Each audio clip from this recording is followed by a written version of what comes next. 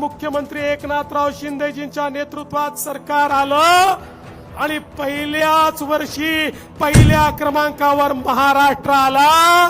आणि आता तर काय स्थिती आहे माहितीये, देशातल्या एकूण गुंतवणुकीपैकी 52% गुंतवणूक एकट्या महाराष्ट्रात आहे। 52%। स्वतःच्या राजकीय स्वार्थासाठी खोटं बोलण्याची फडणवीसी वृत्ती ही महाराष्ट्राच्या इतिहासातही नोंदवली गेली आहे। पण अहो फडणवीसजी, तुमच्या या वृत्तीचा निषेध केला तरी तो कमीच आहे। फडणवीसजी आणखी किती बोलणार रेटून खोटं? जनाची नाही तरी किमान मनाची तरी बाळगा।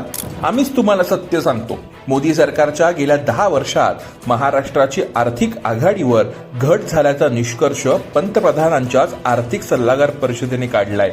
राज्य उत्पन्नाच्या वाट्यात महाराष्ट्राची 15%वरून 13%वर घट झाली आहे। सकल राज्य दरडोई उत्पन्नात गुजरातने महाराष्ट्राला मागे टाकलंय। दरडोई उत्पन्नाचा विचार केल्यास तेलंगणा, कर्नाटक, हरियाणा, तामिळनाडू, पंजाब ही राज्ये महाराष्ट्राच्या पुढे आहेत।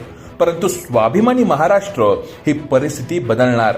त्यामुळे तुम्ही कितीही आदळापट करा, तुमचा खोटारडेपणा महाराष्ट्र येत्या 20 नोव्हेंबर रोजी हाणून पाडणार हे मात्र नक्की।